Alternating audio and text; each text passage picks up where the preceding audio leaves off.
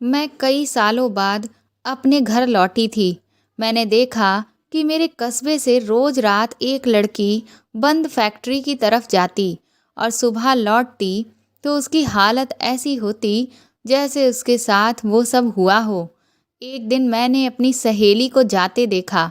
मैं पीछे गई तो दंग रह गई। वहाँ 5 आदमी उसके साथ। मेरा नाम मीनाक्षी है। मैं अपनी पढ़ाई और कोर्स कंप्लीट करके 7 सालों के बाद अपने शहर, अपने कस्बे में लौटी थी। मेरे घर में सिर्फ मेरी माँ और मैं ही थे। लेकिन पढ़ाई के सिलसिले में मेरी माँ ने मुझे दूसरे शहर भेज दिया था। इतने सालों बाद सभी से मिलकर मैं बहुत ज़्यादा खुश थी। लेकिन ऐसा लग रहा था कि जैसे मेरी माँ मेरे वापस लौटने से बिल्कुल भी खुश नहीं थी। सब कुछ मुझे अपने कस्बे में बदला बदला सा लग रहा था। मेरे आसपास के जो लोग थे वह भी मुझे देखकर अजीब तरह से मुंह लटकाए हुए थे। मुझे ये सब देखकर समझ ही नहीं आ रहा था कि आखिर ये लोग मुझे देखकर खुश क्यों नहीं हैं।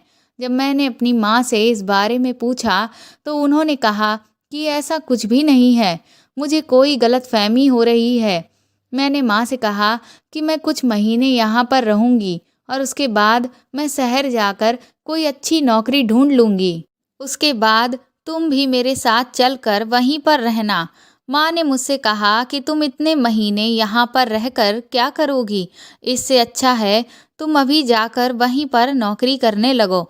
मैंने कहा अभी मेरी डिग्री मेरे हाथ में आई नहीं है। जब तक मेरी डिग्री मेरे हाथ में नहीं होगी, कोई भी मुझे अच्छी नौकरी नहीं देगा।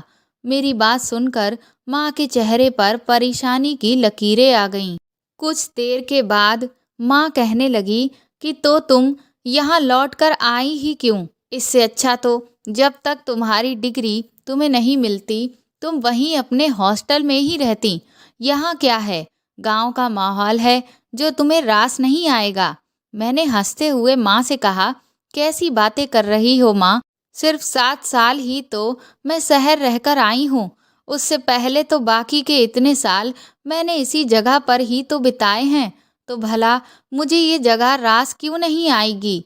माँ कहने लगी कि तू समझती नहीं है, जब शहर में रहने लग जाओ तो वहाँ की आदत पड़ जाती है।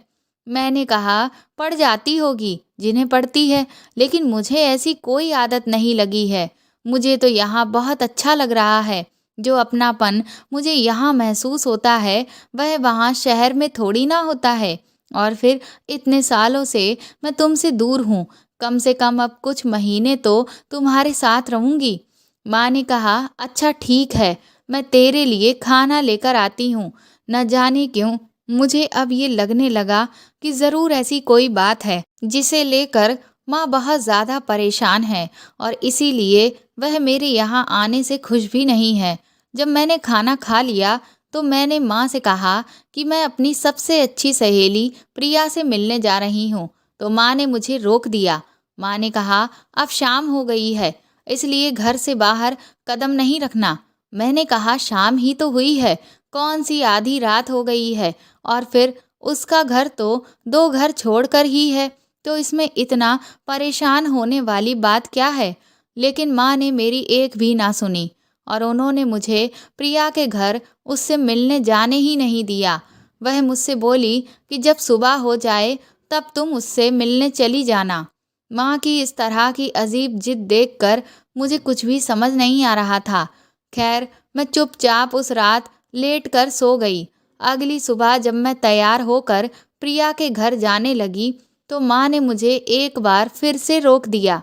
मैंने कहा रात में तो तुमने कहा था कि सुबह मैं जा सकती हूँ, लेकिन अब तुम फिर मुझे रोक रही हो, आखिर बात क्या है?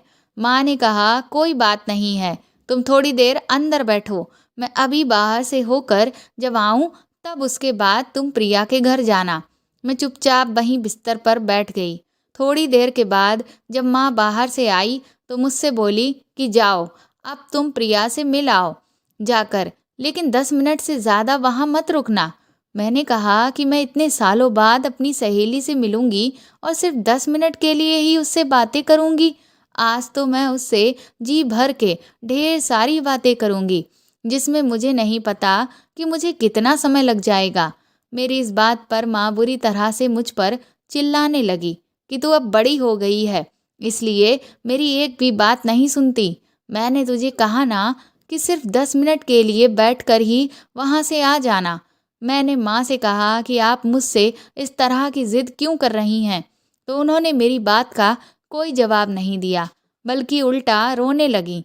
बोली, तू अब मेरी कोई बात नहीं मानती। माँ को रोता हुआ देखकर मुझे कुछ समझ नहीं आया, तो मैंने कहा कि ठीक है, मैं 10 मिनट बाद ही लौट आऊँगी। मैं प्रिया के घर गई। मुझे देखकर प्रिया हैरान रह गई और खुश होकर मेरे गले से लग गई। मैं उसके लिए चूड़ियाँ लेकर गई थी, जिन्हें देखकर वह बहुत खुश हो गई। उसकी छोटी बहन अब काफ़ी बड़ी हो गई थी। मैं वहीं बैठकर उससे बातें करने लगी, लेकिन न जाने क्यों प्रिया मुझे कुछ परेशान सी लग रही थी। मैंने उससे कहा कि मैं तुझे इतने सालों बाद मिली हूँ, पर तू मुझे देखकर खुश नहीं लग रही। आखिर बात क्या है? तो वह मुझसे कहने लगी, मीनाक्षी, तू यहाँ लौटकर आई ही क्यों? तू तो वहाँ आराम से शहर में पढ़ रही थी ना, तो तुझे यहाँ आने की ज़रूरत ही क्या थी? मैंने कहा कि कैसी बातें कर रही हो? मेरी पढ़ाई अब पूरी हो चुकी थी, तो मैंने सोचा कि अब मैं कुछ समय तुम लोगों के साथ बिताऊं। उसके बाद तो मुझे नौकरी के सिलसिले में दोबारा शहर जाना ही पड़ेगा। प्रिया कहने लगी, हाँ तो तुझे अभी भी वहीं रहना चाहिए था। ये सुनकर मैं बुरी तरह से झुंझला उठी। मैंने कहा, आखिर तुम लोगों को हो क्या गया है? मेरे यहाँ आने से कोई खुश ही नहीं है। उधर माँ है कि वह भी बार बार यही रट लगाए है कि मैं यहाँ क्यों आई, और तू भी मुझसे इसी तरह की बातें कर रही है। ऐसा लग रहा है जैसे तुम लोग तो मुझे चाहते ही नहीं हो, जबकि मैं तो तुम लोगों से मिलने के लिए कितनी उतावली थी। पर तुम लोगों को तो मेरे आने की कोई खुशी ही नहीं है, बल्कि मुझे यहाँ ना आने की हिदायतें दिए चले जा रहे हो। मुझे नाराज़ होता देख प्रिया कहने लगी कि देख मीनाक्षी, मेरी बात का बुरा मत मान, लेकिन बस मैं ये सब तेरे भले के लिए ही कह रही हूँ। मैंने कहा, मेरा भला? आखिर कौन सा भला? क्या बात है जो तुम लोग इतना परेशान लग रहे हो? तो वह कहने लगी कि बात कुछ नहीं है, वह तो हम बस ऐसे ही कह रहे थे। फिर वह कहने लगी कि देख, बहुत देर हो गई है, मैं ज़रा बाहर देख कर आती हूँ, उसके बाद तू अपने घर चली जा। मैंने कहा कि तुझे मुझसे बातें नहीं करनी? तो बोली, बातें हम फिर कभी कर लेंगे, अभी मुझे बहुत ज़रूरी काम है। ये सुनकर मैं तुरंत ही वहाँ से जाने लगी, तो प्रिया ने मुझे रोक दिया। उसने कहा, पहले मैं बाहर जाऊंगी, और जब मैं तुझे बाहर आने को बोलूं, उसके बाद ही तू आना। मुझे तो ये सब समझ ही नहीं आ रहा था कि ये लोग इस तरह का व्यवहार क्यों कर रहे हैं। उधर जब मैं प्रिया के घर आने को थी, तब माँ ने भी यही कहा था कि पहले वह बाहर जाएगी, उसके बाद ही मुझे जाने को मिलेगा। और इधर जब मैं अपने घर जाने को हूँ, तब प्रिया भी यही कह रही है कि पहले वह बाहर जाएगी, उसके बाद ही उसके कहने पर मैं बाहर निकलूं। आखिर बाहर ऐसा क्या है? थोड़ी देर के बाद जब प्रिया ने बाहर आकर मुझे घर जाने को बोला, तो मैं बिना उससे बात किए गुस्से में अपने घर जाने लगी और आसपास अपनी नज़र दौड़ाने लगी। लेकिन बाहर तो मुझे ऐसा कुछ भी दिखाई नहीं दे रहा था जिससे मुझे किसी भी गड़बड़ का अंदेशा हो। हर कोई अपने अपने कामों में लगा हुआ था। मेरी समझ से बाहर था कि ये लोग इस तरह का व्यवहार आखिर क्यों कर रहे हैं। मैंने घर जाकर देखा तो माँ मेरा ही बेसब्री से इंतज़ार कर रही थी। वह मुझे देखकर ऐसे खुश हो गई जैसे मेरी जान किसी ने बख्श दी हो। वह मुझसे बोली, देखो मीनाक्षी, अब तुम आज प्रिया से मिल आई हो ना, तो अब घर से बाहर कदम निकालने की बिल्कुल भी ज़रूरत नहीं। मैंने कहा, माँ, आप यह कैसी बातें कर रही हो? मैं तो सोच रही थी कि शाम को मैं बाहर घूमने जाऊंगी। इस पर माँ फिर से गुस्सा करने लगी। बोली, खबरदार, अगर घर से बाहर कदम भी निकाला, तू अब यहाँ जितने दिन भी रहेगी, तुझे घर के अंदर ही रहना पड़ेगा। मेरी बात कान खोल कर सुन ले। मैंने कहा, माँ, आप ये किस तरह की बातें कर रही हो? भला घर के अंदर घुसे घुसे आखिर कौन रह पाएगा? तो माँ कहने लगी कि अगर तूने मेरी बात नहीं मानी तो तू मेरा मरा हुआ मुंह देखेगी। माँ की ये बात सुनकर तो मेरा कलेजा मुंह को आ गया और मेरी आंखों से आंसू निकलने लगे। मैंने कहा, माँ, आप इस तरह की बातें क्यों कर रही हो? इतनी छोटी सी बात के पीछे आप अपनी जान देने की बातें क्यों कर रही हो? आखिर ऐसा क्या हो गया है? मेरे बाहर जाने से आखिर ऐसा क्या होगा? तो माँ कहने लगी कि अब एक भी सवाल नहीं, बस तू मेरी प्यारी बेटी है ना, अपनी माँ की बात मानेगी ना? मैंने कहा, हाँ माँ, मैं आपकी हर बात मानूंगी। तो माँ ने कहा कि आज के बाद तू कभी भी घर से बाहर कदम नहीं निकालेगी। मैंने कहा, ठीक है माँ, मैं यहाँ जितने भी दिन रहूंगी घर से बाहर कदम नहीं निकालूंगी। मेरी बात सुनकर माँ के चेहरे पर संतोष के भाव उभर आए और उन्होंने खुश होकर मुझे गले से लगा लिया। लेकिन अब मेरे दिमाग में एक साथ हजारों सवाल चलने लगे थे कि आखिर ये सब क्या है और क्यों है? ये लोग बाहर जाने को लेकर इस तरह का व्यवहार क्यों कर रहे हैं? ये सब तो आराम से बाहर घूम रहे हैं, लेकिन सिर्फ मेरे बाहर जाने से ऐसा कौन सा भूचाल आ जाएगा? खैर, माँ की खातिर मैंने उनकी बात मान ली और घर के अंदर ही रहना शुरू कर दिया। अब मैंने एक बार फिर से पढ़ना शुरू कर दिया था, क्योंकि जिन नौकरियों में मैं अप्लाई करती उनमें से कुछ में एग्ज़ाम्स होते थे और इंटरव्यू होते थे जिनके लिए तैयारी करनी पड़ती थी। इसलिए मैं रात को बैठकर पढ़ने लगी। पहली ही रात जब मैं बैठकर चुपचाप पढ़ रही थी तो मुझे अपनी खिड़की के सामने से कोई गुजरता हुआ दिखा। मुझे लगा, इतनी रात को आखिर इस तरफ कौन जा रहा है? दरअसल मेरा घर कस्बे के सबसे आखिरी छोर पर था और उसके बाद सड़क के उस पार पूरा वीरान जंगल था, उसके अलावा कुछ भी नहीं। इसलिए जब मैंने उस तरफ किसी को जाते हुए देखा तो मुझे कुछ अजीब लगा। मैंने जब झांक कर देखा तो मुझे कोई लड़की सड़क के उस पार जंगल के अंदर जाते हुए दिखाई दी। मैं सोचने लगी कि आखिर इतनी रात को उस लड़की को जंगल में ऐसा क्या काम आ पड़ा? इसे डर नहीं लग रहा है?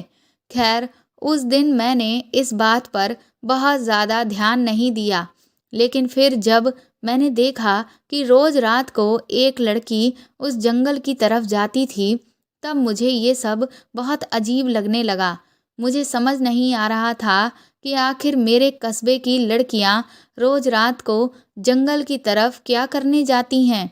जब मेरे सवालों का जवाब मुझे खुद से नहीं मिल पा रहा था, तो मैंने माँ से इस बात का जिक्र किया।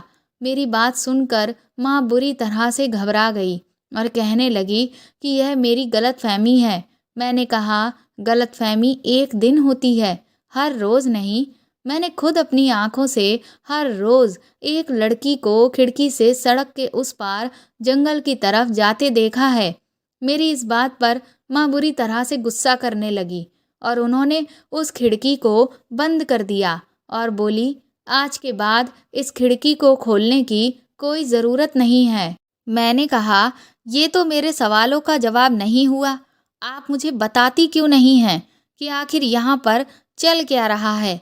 लेकिन माँ ने मेरी किसी बात का जवाब नहीं दिया और वह बाहर से दरवाज़ा बंद करके चली गई। ये सारी चीज़ें मेरे अंदर बहुत उलझन पैदा कर रही थी। मुझे कुछ समझ नहीं आ रहा था कि आखिर ये हो क्या रहा है और माँ मुझसे क्या छुपा रही है। एक तो मैं कोई भी चीज़ खुद से पता नहीं कर सकती थी, क्योंकि मैं नहीं चाहती थी कि माँ का मेरी वजह से दिल दुखे। ऊपर से मेरी सहेली प्रिया, वह तो इतने दिनों में मुझसे एक बार भी मिलने के लिए नहीं आई, जो अपने सवालों का जवाब मैं उससे ही मांग सकती। कभी कभी तो मेरे मन में ख्याल आता कि इससे अच्छा तो मैं यहाँ लौट कर आती ही ना, वहीं बनी रहती तो ज़्यादा बेहतर था, क्योंकि यहाँ आकर तो कई सारे सवालों ने मुझे घेर लिया था, जिनके जवाब ना तो मुझे कोई दे रहा था, ना ही मैं खुद से उन्हें ढूंढ पा रही थी। अगली रात जब मैं पढ़ने बैठी तो मैंने देखा कि माँ गहरी नींद में सो रही है, इसलिए मैंने धीरे से खिड़की खोल ली। क्योंकि जिज्ञासा के कारण मुझसे रहा ही नहीं गया। उसके बाद जो मैंने देखा, मेरे होश उड़ गए, क्योंकि आज जो लड़की जंगल की तरफ जा रही थी वह और कोई नहीं, मेरी सहेली प्रिया ही थी। प्रिया को देखकर मैं बुरी तरह से घबरा गई कि आखिर आज वह क्यों अंधेरी रात में जंगल की तरफ जा रही है। आखिर ऐसा क्या है? अब मैं खुद को रोक नहीं सकी और चुपके से कुंडी खोलकर बाहर निकल गई। मैं दबे पांव प्रिया के पीछे पीछे चलने लगी। प्रिया उस घने अंधेरे जंगल के अंदर चलती ही चली जा रही थी। एक बार तो जी चाहा कि मैं उसे आवाज़ लगाकर रोक लूं और उससे पूछूं कि आखिर वह कहाँ जा रही है, लेकिन अब मैं इतना तो समझ चुकी थी कि ये लोग मेरे किसी भी सवाल का जवाब सीधे सीधे पूछने से तो नहीं देने वाले। इसलिए मैंने सोचा कि मैं चुपचाप पीछा ही करती हूँ और देखती हूँ कि आखिर ये कहाँ जाती है। काफ़ी देर चलने के बाद प्रिया एक फैक्ट्री के सामने जाकर रुकी। दरअसल उस जंगल में एक फैक्ट्री थी जो काफ़ी सालों से बंद पड़ी हुई थी। प्रिया उस फैक्ट्री के अंदर जाने लगी। मुझे समझ नहीं आ रहा था कि ये इस फैक्ट्री के अंदर आखिर क्या करने जा रही है। मैं चुपचाप उसके पीछे पीछे चलती रही, लेकिन मुझे नहीं पता था कि अब आगे जो मैं देखने वाली हूँ उसे देखकर तो मेरे रोंगटे ही खड़े हो जाएंगे। कुछ दूर चलने के बाद प्रिया मुड़कर अंदर की तरफ चली गई और मुझे कुछ आदमियों के हंसने की आवाज़ आने लगी। मैं वहीं पर कुछ देर रुक गई और फिर धीरे से आगे बढ़ी। उसके बाद वहां रखे कबाड़ के पीछे से खड़े होकर मैं सामने का पूरा नज़ारा देखने लगी। प्रिया जैसे ही वहां पहुंची, वह सारे आदमी बहुत खुश होने लगे और उन पांचों आदमियों ने प्रिया को चारों तरफ से घेर लिया। प्रिया उनके आगे बार बार हाथ जोड़ रही थी, लेकिन वह किसी जानवर की तरह उसे घूर घूर कर देख रहे थे और यहाँ वहाँ हाथ लगा रहे थे। वह बेचारी डरी सहमी सी बार बार उनके आगे गिड़गिड़ा रही थी। ऐसा नज़ारा मैंने ज़िंदगी में पहली बार अपनी आंखों के सामने देखा था। मुझे समझ नहीं आ रहा था कि प्रिया खुद जानबूझकर इन भेड़ियों के पास क्यों आई है। उसके बाद उन आदमियों में इस बात की बहस होने लगी कि कौन पहले प्रिया के साथ। फिर उनमें से जो एक गंजा आदमी था वह बोला कि मैं तुम लोगों का लीडर हूँ, इसलिए सबसे पहले मेरा ही हक बनता है। और फिर वह प्रिया को घसीटकर अंदर वाले कमरे की तरफ ले जाने लगा और फिर तो पूरी फैक्ट्री प्रिया की चीखों से गूंज उठी। मैंने अपना मुंह कस के अपने हाथों से दबा लिया था और मेरी आंखों से आंसू रुकने का नाम ही नहीं ले रहे थे। जी तो चाह रहा था कि मैं अपनी सहेली को जाकर बचा लूं, लेकिन उस वक्त मैं इतना ज़्यादा डर गई थी और वह 5 आदमी इतने हट्टे कट्टे थे कि मेरे अंदर हिम्मत ही पैदा नहीं हुई जो मैं उनका मुकाबला करती। उसके बाद उन 5 आदमियों ने बारी बारी से जाकर प्रिया के साथ वह सब किया। मैं रोते हुए भागती हुई वापस अपने घर की तरफ चली आई। जब मैं घर पहुंची तो माँ अभी भी सो रही थी। इस बात का मुझे सुकून मिला कि माँ को ये सब पता नहीं चला, क्योंकि अगर उन्हें पता चल जाता कि इतनी रात को मैं अकेले जंगल की तरफ गई थी तो ना जाने वह क्या कर बैठती। अब मेरे मन में और भी नए सवाल आने लगे थे कि आखिर कस्बे की लड़कियां उस फैक्ट्री में खुद ही उन आदमियों के पास क्यों जाती थीं। आखिर यहाँ पर ऐसा क्या हो रहा है? इन सब की ऐसी क्या मजबूरी है? क्या इसीलिए माँ ने मुझे घर से बाहर निकलने को मना कर रखा है? उस पूरी रात मैं चैन से सो ना पाई। मैं बार बार यही सोच रही थी कि प्रिया का आखिर क्या हाल हुआ होगा। यही सब सोचते सोचते न जाने कब मेरी आंख लग गई।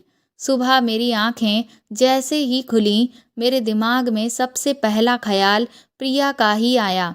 मैंने कुछ भी नहीं सोचा और तुरंत ही दरवाज़ा खोलकर मैं भागकर प्रिया के घर पहुंची। माँ ने जब मुझे बाहर जाते देखा तो वह भी मुझ पर चिल्लाते हुए मेरे पीछे दौड़ने लगी कि तुम कहाँ जा रही हो? मैंने तुम्हें मना किया था ना बाहर निकलने को, लेकिन मैंने उस वक्त माँ की एक बात ना सुनी और मैं तुरंत ही प्रिया के घर पहुंची। वहां जाकर जब मैंने प्रिया का हाल देखा तो मेरे होश उड़ गए। वह बिस्तर पर पड़ी दर्द से बुरी तरह से तड़प रही थी। उसके सारे कपड़े फट चुके थे और पूरा शरीर जगह जगह से लहूलुहान था। मुझे देखकर प्रिया बुरी तरह से रोने लगी। मैं उन लोगों से बार बार पूछती रही कि आखिर ये सब क्या है और क्यों है, पर वह सिर्फ रोने के अलावा और कुछ नहीं बोल रहे थे। माँ ने भी जब प्रिया की ये हालत देखी तो वह भी रोने लगी और वह मुझे वहाँ से वापस घर बुला लाई। मैंने माँ से कहा, कम से कम अब तो मुझे बताओ कि ये सब क्या है, लेकिन माँ मुझे अब भी कुछ बताने को तैयार नहीं थी। फिर मैंने माँ को बताया कि आपको क्या लगता है, मुझे ये सब नहीं पता। फिर रात वाला पूरा वाकया मैंने माँ को साफ साफ बता दिया। मेरी बात सुनकर माँ बुरी तरह से घबरा गई और मुझ पर चिल्लाने लगी कि मैंने तुझे मना किया था, इसके बावजूद भी तू घर से बाहर निकल कर क्यों गई। मैंने कहा कि आप तो मुझे कुछ बता नहीं रही, तो अपने सवालों का जवाब ढूंढने के लिए मुझे खुद ही जाना पड़ा। अगर आप मुझे पहले ही बता देती तो मैं बाहर निकल कर ना जाती। माँ ने कहा, ठीक है, अगर मैं तेरे सारे सवालों का जवाब दे दूंगी तब तो तू आज के बाद घर से बाहर नहीं निकलेगी ना। मैंने कहा, नहीं निकलूंगी, लेकिन पहले आप मुझे साफ साफ बताइए कि ये सब क्या हो रहा है। उसके बाद माँ ने मुझे जो कुछ बताया वह सुनकर मैं दंग रह गई। मुझे विश्वास नहीं हो रहा था कि आज हमारे देश में जब लोकतंत्र है तब कुछ लोग कानून की इस तरह से धज्जियां उड़ा रहे हैं। माँ ने कहा कि यहाँ का जो नेता है उसने अपने कुछ लोकल गुंडों को यहाँ पर अपने अवैध कामों के लिए रख रखा था, क्योंकि यहाँ उसकी अच्छी खासी धाक जमी हुई है। किसी भी पुलिस वाले में इतनी हिम्मत नहीं है जो उसके खिलाफ जा सके, इसीलिए उसके जितने भी गैर कानूनी धंधे हैं वह सब इसी जगह से चलाते हैं। शुरू शुरू में तो ये गुंडे हम लोगों पर सिर्फ अत्याचार ही करते थे, लेकिन कुछ दिनों के बाद तो इन्होंने ये शर्त रख दी कि रोज रात को किसी एक घर से एक लड़की या औरत को इनको खुश करने के लिए फैक्ट्री में जाना ही पड़ेगा, और अगर किसी ने भी इस बात से इनकार किया या इनका विरोध किया तो हम सब की लाशें बिछा दी जाएंगी। मैंने कहा, आप में से किसी ने भी पुलिस में शिकायत नहीं की?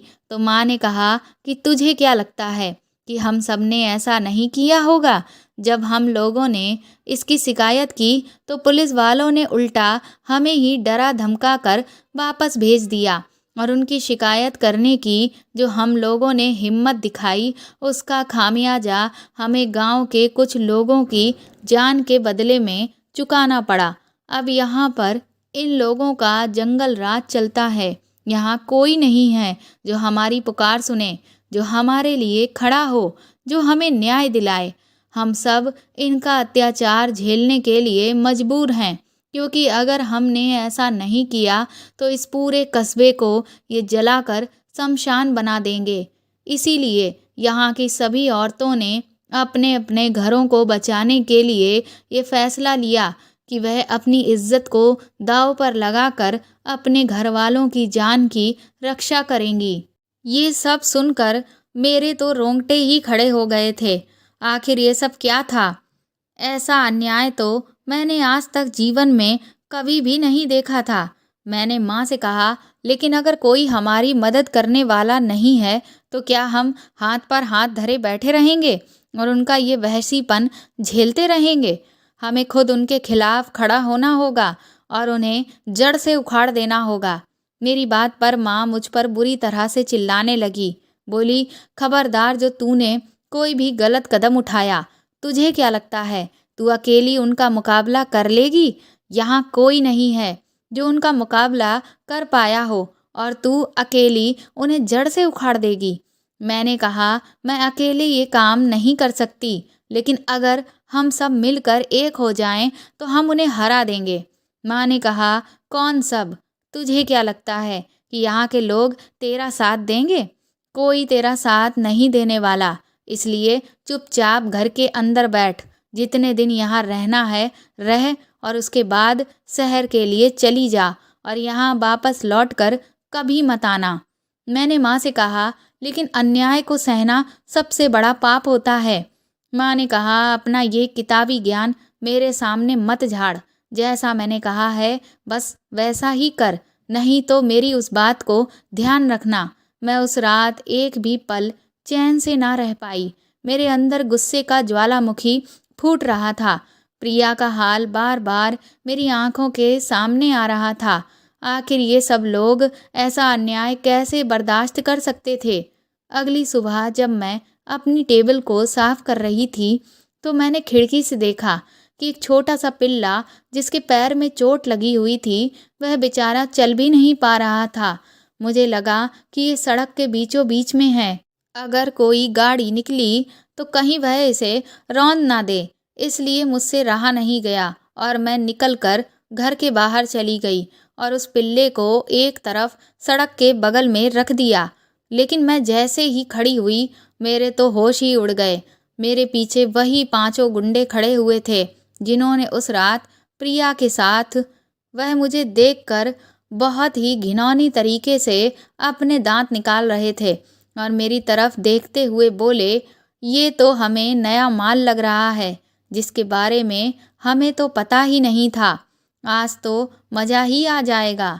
मैंने उन्हें चेतावनी दी कि अगर मेरी तरफ आगे बढ़े तो अच्छा नहीं होगा, लेकिन वह मुझसे नहीं डरे। वह मेरी तरफ आगे बढ़ने लगे। मैंने भागना शुरू किया और घर के अंदर जाकर अंदर से दरवाज़ा बंद कर लिया, पर वह मेरा दरवाज़ा पीटते ही चले जा रहे थे। मुझे कुछ भी समझ नहीं आ रहा था कि आखिर मैं क्या करूं। बाहर से बहुत ही वाहियात बातें करते जा रहे थे, जिसे सुनकर मेरे अंदर डर और ज़्यादा बढ़ता चला जा रहा था। लेकिन फिर मुझे यही लगा कि अगर आज मैं भी इनसे डर गई तो कस्बे के लोगों में और मुझ में कोई फ़र्क नहीं रहेगा। इन लोगों की हिम्मत आज इसीलिए इतनी बढ़ चुकी है क्योंकि यहाँ के लोगों ने कभी भी इनका मुकाबला नहीं किया। कुछ ही देर में वह लोग दरवाज़ा तोड़कर घर के अंदर आ गए और मुझे आवाज़ें दे देकर यहाँ वहाँ ढूंढने लगे। लेकिन मैंने भी अब ठान लिया था कि मैं इन्हें आज सबक सिखाकर ही रहूँगी। जैसे ही उन्होंने मुझे अपने सामने खड़ा देखा, वह मेरी तरफ किसी भूखे भेड़िए की तरह दौड़े। मैंने तुरंत ही पीछे से प्लेट में भरी हुई मिर्च उठाकर उन 5 के ऊपर उड़ेल दी। उन सब की आंखें मिर्च के तीखेपन की वजह से जलने लगीं। वह बुरी तरह से बिलबिलाने लगे और यहाँ वहाँ दौड़ने लगे। उसके बाद मैंने पास में ही रखा हुआ मिट्टी का तेल उठाया और उन सब के ऊपर उड़ेलने लगी। अपनी पूरी ताकत से मैं जितना तेल उन लोगों के ऊपर डाल सकती थी उतना मैंने डाला और उसके बाद मैंने माचिस की तीली जलाकर उन लोगों के ऊपर फेंक दी और वह यहाँ वहाँ जलने लगे, जिसकी वजह से वह बुरी तरह से तड़पने लगे और घर के बाहर दौड़ने लगे। इतनी देर में मेरे घर के बाहर मेरे कस्बे के लोग इकट्ठे हो चुके थे। जब उन लोगों ने देखा कि मैंने अकेले उन 5 का ये हाल कर दिया था तो उनके अंदर भी हिम्मत आ गई और जैसे ही वह 5 बाहर निकले उन सब ने उन्हें पीटना शुरू कर दिया।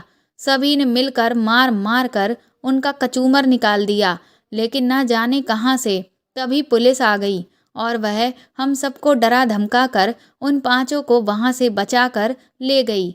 मैंने कस्बे के लोगों से कहा कि आप लोगों ने आज जो हिम्मत दिखाई है, अगर पहले दिन ही दिखाई होती तो जो कुछ आज तक आपने झेला है वह कभी आपको झेलना नहीं पड़ता।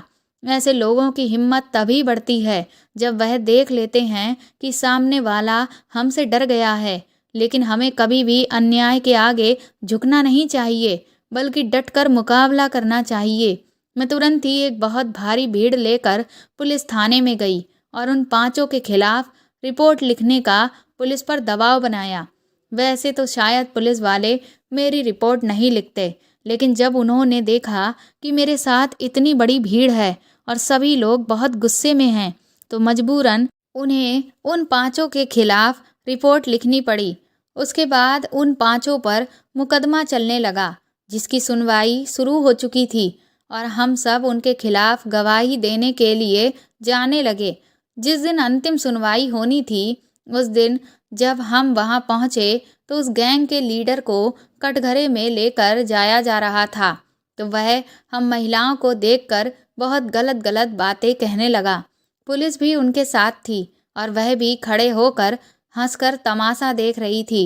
वह बड़े ही फख्र से कह रहा था कि तुम लोग मेरा कुछ भी नहीं बिगाड़ पाओगे, मैं अब हर हाल में छूट जाऊंगा और फिर तुम देखना, तुम लोगों ने जो मेरे खिलाफ खड़े होने की हिम्मत की है ना, उसका तुम्हें कितना भयानक नतीजा भुगतना पड़े। वह पुलिस वालों के सामने ही खड़ा होकर हम लोगों को धमकी दे रहा था और पुलिस थी कि वह भी उसी का साथ दे रही थी। कुछ देर के बाद जो फैसला आया उसे सुनकर हम सभी दंग रह गए। वह पांचों छूट चुके थे। उसने सही कहा था कि हम उसका कुछ नहीं बिगाड़ पाएंगे। हम सब हताश निराश होकर वापस अपने अपने घरों को लौट आए। अब सब लोग यही कहने लगे कि हमने इतना कुछ किया लेकिन उसका कोई नतीजा नहीं निकला। कानून से मदद मांगने का हमें क्या सिला मिला? वह लोग तो बेगुनाह साबित हो गए और अब वह हमसे बदला लेने के लिए हमारा जो हाल करेंगे उसके लिए हमें तैयार रहना होगा। सभी की ये बातें सुनकर मुझे बहुत गुस्सा आने लगा। हमारे देश की कानून व्यवस्था ऐसी हो सकती है ये मैंने कभी नहीं सोचा था। आज मुझे हर कोई बिका हुआ नजर आ रहा था, लेकिन जब आपको न्याय ना मिले तो हमें उस न्याय को छीन लेना चाहिए। मेरा यही सोचना था। मैंने सभी से कहा कि हम अब हाथ पर हाथ धरकर नहीं बैठ सकते। अगर हमें इंसाफ अदालत में नहीं मिला है तो अब हम खुद से इंसाफ करेंगे, लेकिन उनके जुल्म बिल्कुल भी बर्दाश्त नहीं करेंगे। मेरी बातें सुनकर एक बार फिर से सभी के अंदर उम्मीद की किरण जाग उठी थी। अगली सुबह जब लोगों के घरों में अखबार पहुंचा तो फ्रंट पेज पर जो बड़ी बड़ी हेडलाइन थी उसे पढ़कर हर कोई थर्राया हुआ था। उस हेडलाइन में लिखा था कि कल रात जब नेताजी के कुछ कार्यकर्ता और कुछ पुलिस वाले एक जगह पर जश्न मना रहे थे तो अचानक ही वहां पर करीब 200 महिलाओं ने उन लोगों पर हमला कर दिया और बर्बरतापूर्वक उन सभी की हत्या कर दी।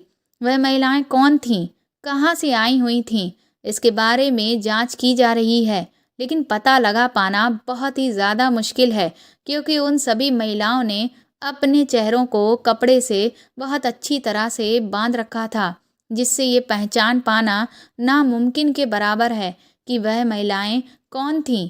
इतने बड़े हत्याकांड के पीछे कौन लोग हैं, इसके लिए जांच कमेटी बना दी गई है ताकि जिन्होंने भी इस घटना को अंजाम दिया है उन्हें जल्द से जल्द पकड़ा जा सके। और इस तरह से जो इंसाफ हमें नहीं मिला था वह हम लोगों ने छीन लिया था। उनकी जांच चलती रही और वह अपनी शक के बिना पर हमारे कस्बे में आकर पूछताछ करते रहे।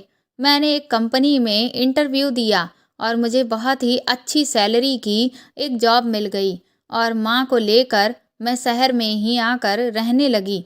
कुछ ही दिनों के बाद मैंने अपनी सहेली प्रिया और उसकी बहन को भी वहीं पर बुला लिया और हम सब खुशी खुशी अपने पुराने गमों को भूलकर एक साथ रहने लगे। ताकतवर लोग अपनी ताकत का इस्तेमाल करके कमज़ोर वर्ग के लोगों का शोषण करते हैं। खासकर महिलाओं को वह अपना सबसे आसान शिकार मानते हैं। लेकिन महिलाओं को कभी भी अपने आप को कमज़ोर नहीं समझना चाहिए, बल्कि पूरी हिम्मत के साथ खुद के खिलाफ होने वाले अन्याय के लिए लड़ना चाहिए।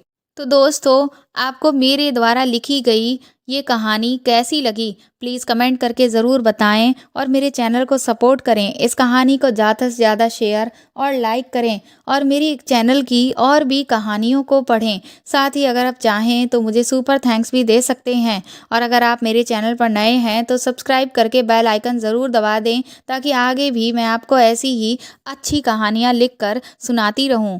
Thank you.